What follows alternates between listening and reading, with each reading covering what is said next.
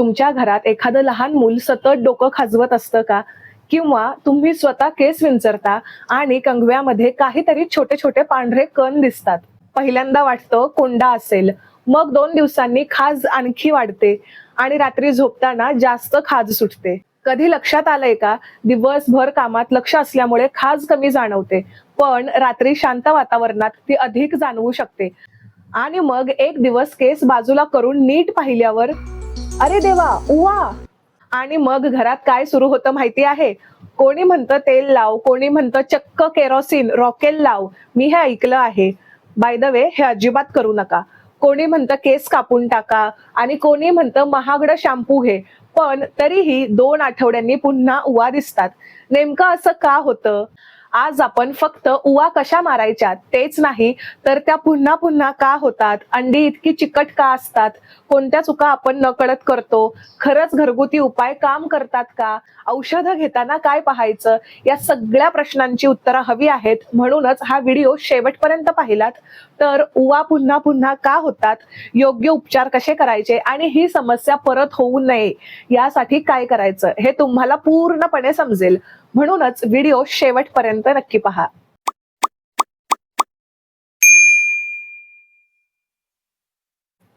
नमस्कार, मी श्वेता शेंडे आणि आपल्या चॅनेलवर आपण beauty, hair care, skin care, women's wellness, smart shopping आणि असंख्य अशा वेगवेगळ्या विषयांवर, तसंच रोजच्या आयुष्यात उपयोगी पडणाऱ्या प्रॅक्टिकल टिप्स अगदी सोप्या भाषेत समजून घेतो. चला व्हिडिओला सुरुवात करूया. आणि खरं सांगायचं तर हा विषय माझ्या खूप जवळचा आहे. माझी मुलगी अजून लहान आहे, शाळेत जाते. शाळेत मुलं एकत्र खेळतात, जवळ बसतात, गप्पा मारतात आणि अशा वातावरणात उवा एका मुलाकडून दुसऱ्या मुलाकडे किती सहज पसरू शकतात हे पालक म्हणून मी जवळून पाहिलं आहे. म्हणूनच आजचा हा व्हिडिओ फक्त उपचारांपुरता मर्यादित नाही, तर ती समस्या पुन्हा होऊ नये यासाठी काय करायचं, कोणत्या चुका टाळायच्या हेही आपण समजून घेणार आहोत. मला अजूनही आठवतं, एकदा एका आईने सांगितलं होतं, श्वेता, माझ्या मुलीच्या डोक्यातून उवा जातच नाहीत. 3 वेळा शॅम्पू बदलला पण परत येतात. आणि खरं सांगायचं तर ही समस्या फक्त त्या मुलीची नव्हती. जवळजवळ प्रत्येक शाळेत, प्रत्येक वर्गात किमान एखाद्या मुलाला किंवा मुलीला हा त्रास असतो. आणि गंमत म्हणजे याचा स्वच्छतेशी नेहमी संबंध नसतो. हो, हे ऐकून अनेकांना आश्चर्य वाटेल, कारण लोकांना वाटतं उवा म्हणजे घाण. पण खरं काय आहे माहिती आहे? उवांना स्वच्छ केस आणि अस्वच्छ केस दोन्ही चालतात. त्यांना फक्त एक गोष्ट हवी असते, आपल्या डोक्याच्या त्वचेतील रक्त. म्हणून अगदी रोज केस धुणाऱ्या व्यक्तीलाही उवा होऊ शकतात. हे समजलं की अर्धा गैरसमज तिथेच संपतो. मग प्रश्न पडतो, उवा येतात तरी कुठून? कल्पना करा, शाळेचा लंच ब्रेक आहे.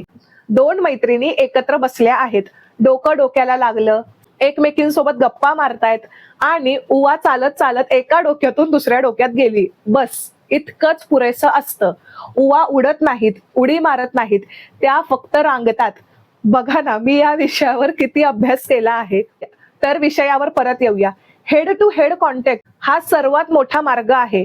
उवांना इन्व्हिटेशन कार्ड लागत नाही. डोकं भेटलं की एंट्री पक्की. आणि म्हणूनच शाळेतल्या मुलांमध्ये हा त्रास जास्त दिसतो. मला लहानपणीचा एक किस्सा अजूनही अगदी व्यवस्थित आठवतो. आमच्या शाळेत एका मुलीच्या एका केसाला चक्क 4-5 उवा चिकटलेल्या दिसायच्या. तेव्हा एक जण अगदी गमतीने म्हणाला होता तिला, अगं तुझ्या डोक्यात तर उवा फुगडी खेळतायत. त्यावेळी सगळेच हसले. पण आज विचार केला, त्या मुलीला किती वाईट वाटलं असेल. अशा प्रकारे चिडवल्यामुळे मुलांचा आत्मविश्वास कमी होऊ शकतो, त्यांना लाज वाटू शकते आणि त्यामुळे ते अशी समस्या सांगायला घाबरू शकतात. म्हणूनच उवांवरून कोणाचीही टिंगल करण्यापेक्षा वेळेवर योग्य उपचार करणं आणि मदत करणं जास्त महत्वाचं आहे. आणि म्हणूनच तुमच्या मुलांसोबतही असं काही घडू नये, त्यांना अशा परिस्थितीला सामोरं जावं लागू नये यासाठी वेळेवर लक्ष देणं आणि योग्य माहिती असणं खूप महत्वाचं आहे, त्यांच्या मानसिक तसंच शारीरिक आरोग्यासाठी. कधी कधी एकाच कंगव्याचा वापर, टोपी, स्कार्फ, उशी यातूनही धोका वाढू शकतो. जरी सर्वात सामान्य कारण थेट डोक्याचा संपर्क हेच असतं. आता इथे एक मजेशीर गोष्ट, उवा म्हणजे अगदी नको असलेले पाहुणे. एकदा आल्या की 2-3 दिवस राहून जाऊ असं म्हणत नाहीत, तर पूर्ण कुटुंब घेऊन राहायला येतात. कारण एक मादी उवा रोज अनेक अंडी घालू शकते आणि ही अंडी केसाला इतकी घट्ट चिकटलेली असतात की साधं केस धुतल्याने ती निघतच नाहीत. म्हणून अनेकांना वाटतं मी शॅम्पू केला मग उवा का नाही गेल्या. याचं उत्तर पुढच्या भागात आहे. कारण इथेच लोक सर्वात मोठी चूक करतात.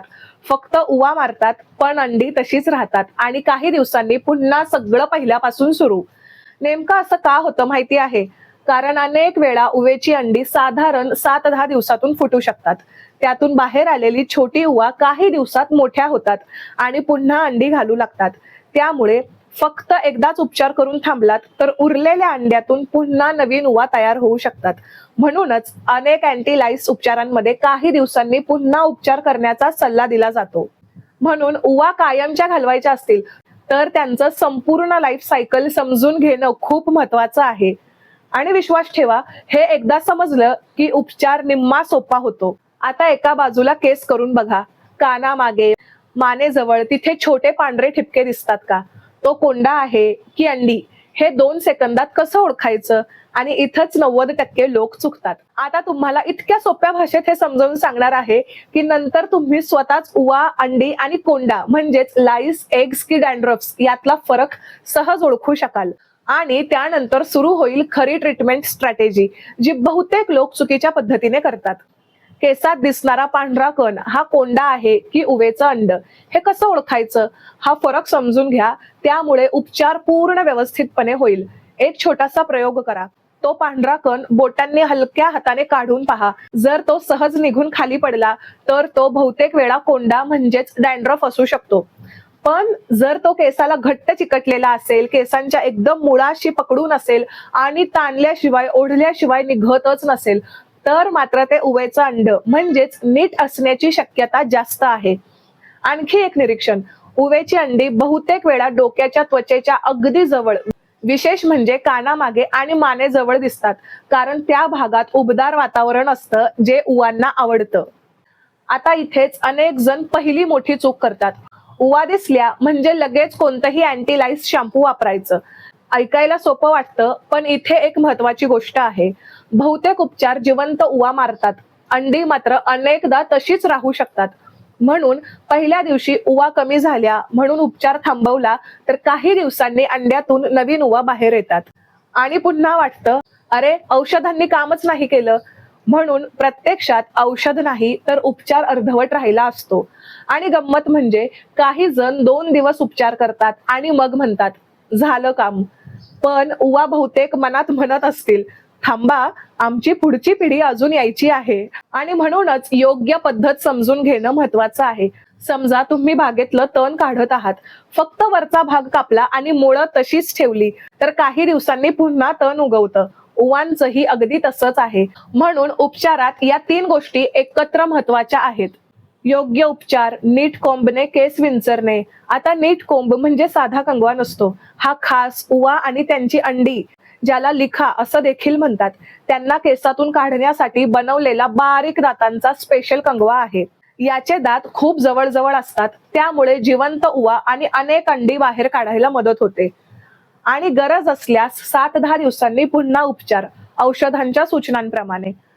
एक प्रॅक्टिकल टिप, केस थोडे ओले करून विभागून अगदी मुळापासून टोकापर्यंत हळूहळू विंचरल्यास जास्त फायदा होतो.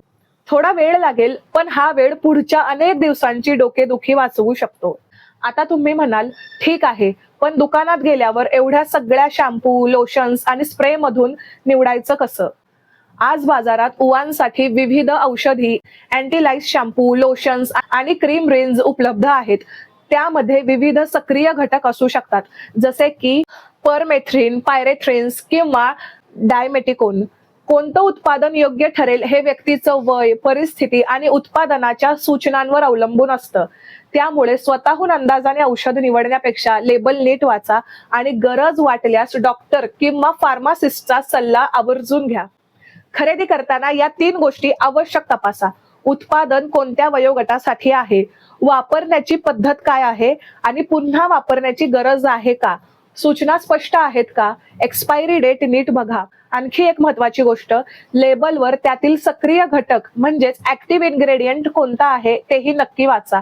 कारण वेगवेगळ्या उत्पादनांमध्ये वेगवेगळे सक्रिय घटक असू शकतात आणि त्यांचा वापर करण्याची पद्धत किंवा वयोगटही वेगळा असू शकतो. त्यामुळे फक्त ब्रँडचं नाव पाहून नाही तर लेबल वाचून उत्पादन निवडा.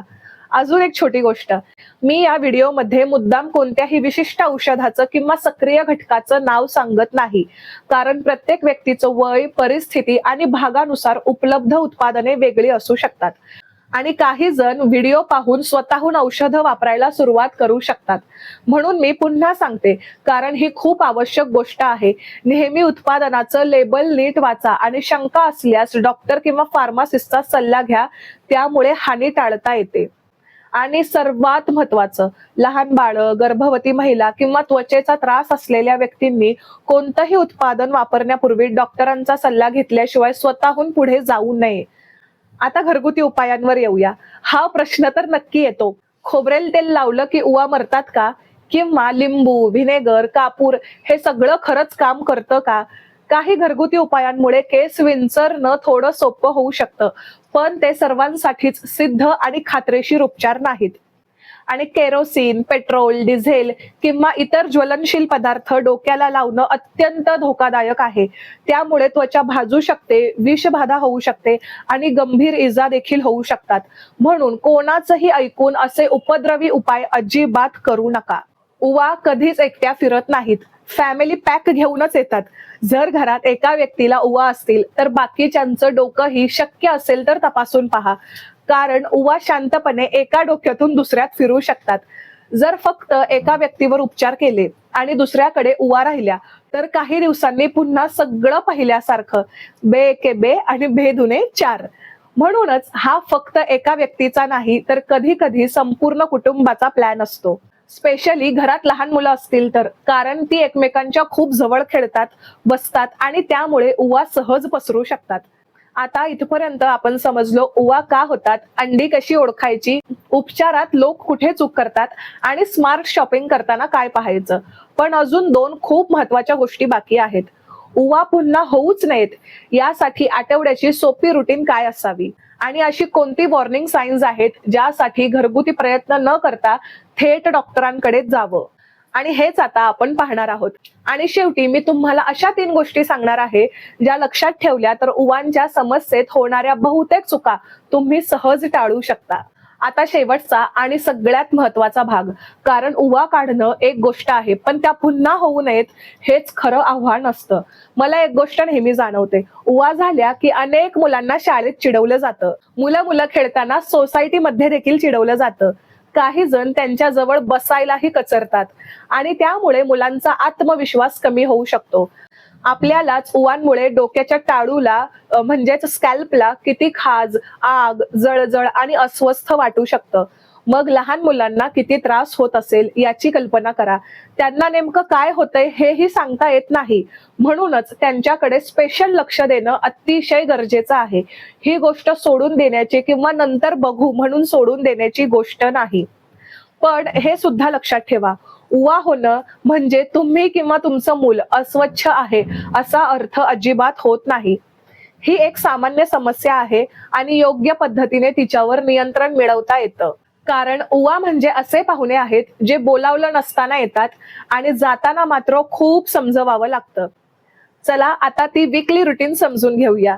जर शाळेत जाणारी मुलं असतील किंवा घरात आधीच उवांचा त्रास झाला असेल तर आठवड्यातून एकदा फक्त 5-10 मिनिटं द्या. चांगल्या प्रकाशात केस तपासा, विशेष कानामागे आणि मानेजवळ नीट पहा. केस व्यवस्थित विंचरा. कंगवे, हेअर ब्रश आणि केसांच्या ऍक्सेसरीज स्वच्छ ठेवा.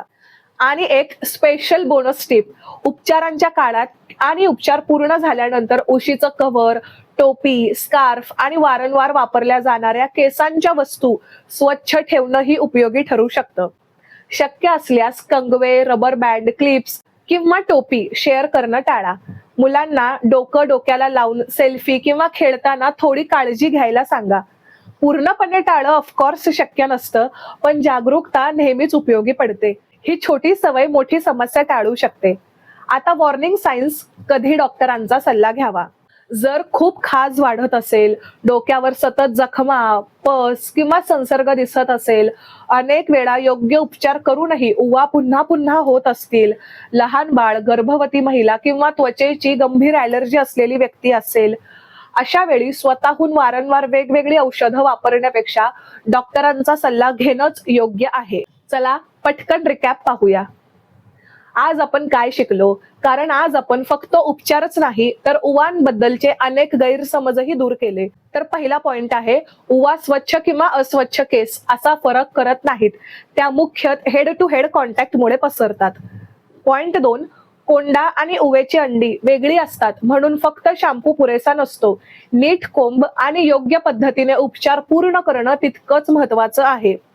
पॉइंट 3, धोकादायक घरगुती उपाय टाळा आणि गरज वाटल्यास डॉक्टरांचा सल्ला नक्की घ्या. पॉइंट 4, घरात आणखी कोणाला उवा आहेत का याची खात्री करा आणि आठवड्यातून एकदा केस तपासण्याची सवय लावाच. आणि शेवटी एक गोष्ट, वेळीच लक्ष दिलं तर उवांची समस्या मोठी होण्यापूर्वीच थांबवता येते. योग्य माहिती, थोडा संयम आणि सातत्य इतकंच पुरेसं असतं. कधी कधी समस्या मोठी नसते तर आपल्याकडे योग्य माहिती नसते आणि त्यामुळेच त्रास वाढतो.